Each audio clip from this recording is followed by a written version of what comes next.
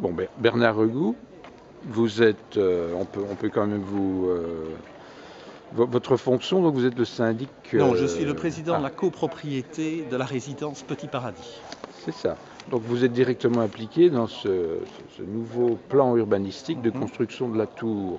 Donc une tour qui apparemment, on vient d'assister à un débat public qui va vous faire pas mal d'ombre.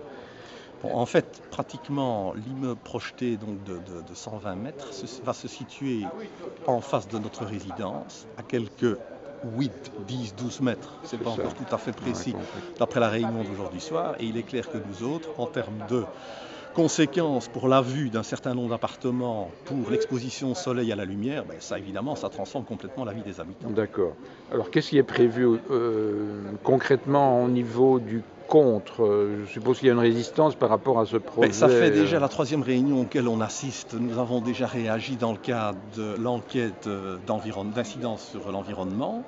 Bon, aujourd'hui, on nous a communiqué un résumé d'un certain nombre de choses qui ont été reprises, enfin, où ils répondent à nos questions.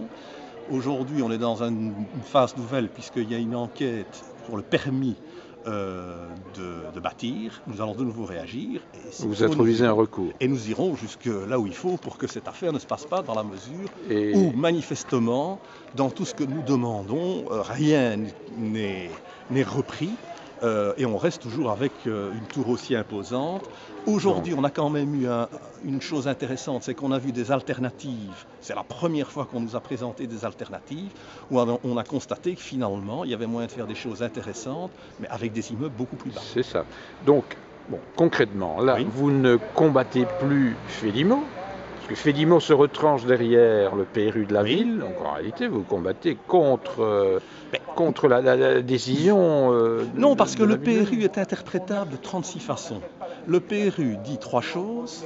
Dit une première chose, que les bâtiments ne devraient pas avoir plus de l'équivalent de grosso modo 3-4 étages, ou être dans le niveau des appartements du quai de Rome.